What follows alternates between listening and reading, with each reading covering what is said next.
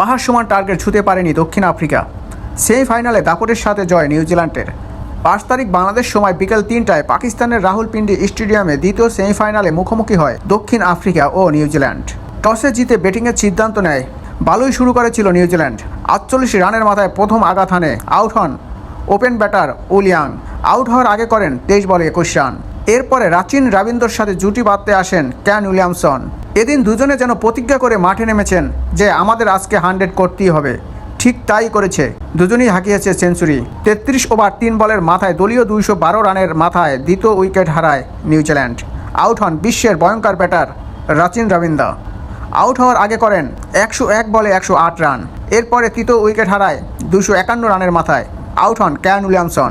Out হওয়ার আগে ক্যারিয়ারের শেষ মুহূর্তে তুলে নেন আরও একটি সেঞ্চুরি। আউট হওয়ার আগে করেন 94 বলে 102 রান।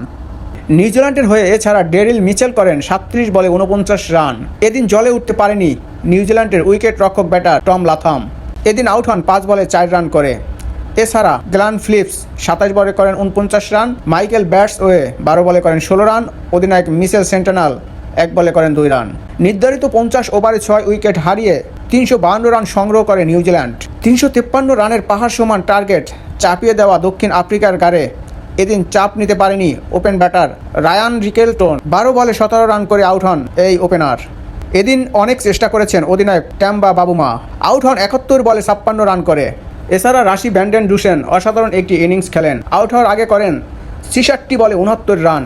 এছাড়া বাঁচা মারার এই দিনে দলকে সাহায্য করতে পারেনি দক্ষিণ আফ্রিকার অন্যতম সেরা ব্যাটার এইডেন মার্কাম ও Henry Klaasen. Aiden Markram out হন 29 বলে 31 রান করে। হেনরি ক্লাসেন আউট হন 7 বলে 3 রান করে।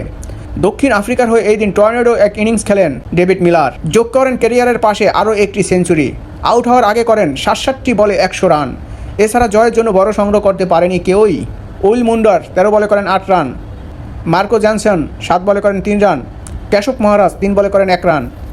কাগিসো রাবাদা 22 বলে করেন 16 রান। লুঙ্গি এনগিদি 2 বলে করেন 1 রান।